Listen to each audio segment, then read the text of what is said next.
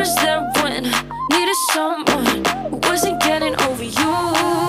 When I moved to Hi guys! For today's video, andito tayo sa labas. Sa labas. Dito tayo sa California Bakery. Ayan, buti na lang hindi ako nagpatalo sa aking mga dapat i-organize na damit at sa aking mga tiklopin. At ayan, pinili natin lumabas for today. Ayan, carrot cake, brioche ni ate, at syempre kape.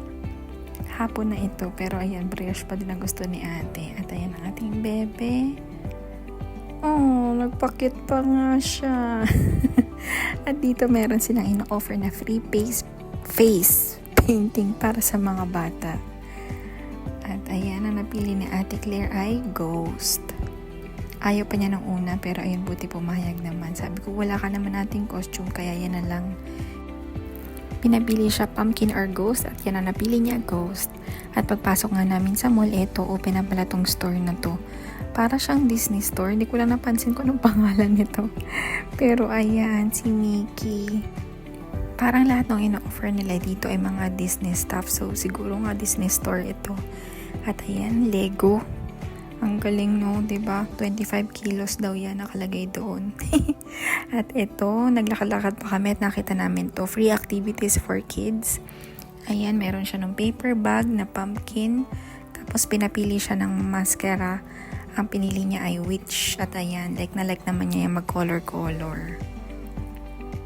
At ayan, seryoso ang batuta.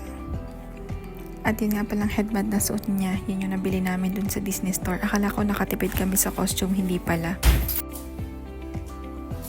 Buti na lang pumayag siya kahit hindi ako kasama doon sa loob. Actually, open naman yan. Walang loob. At ayan, matapos nilagyan ng stick. And pinapili siya ng balloon.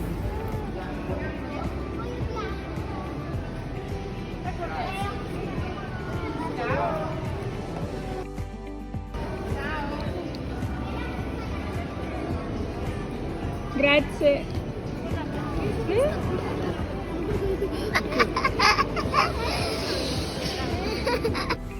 Dito naman sa kabilang side ay may free face painting. Itong face painting at saka yung kanina na activity ni ate, parehas yan na provided ng mall ng City Life. Maganda dito kasi every special occasion meron silang mga pakulo para sa mga bata.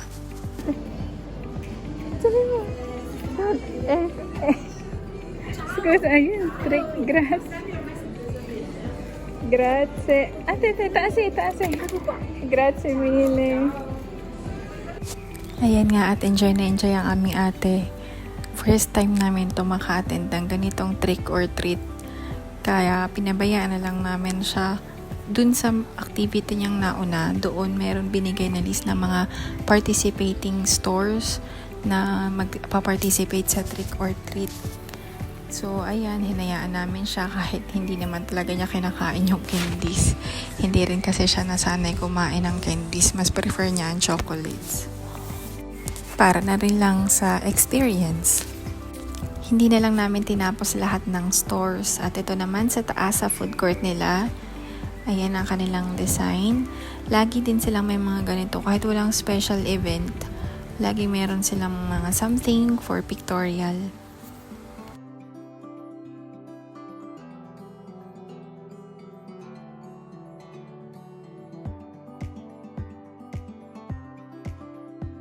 At syempre, hindi mawawala ang pagpunta sa Flying Tiger.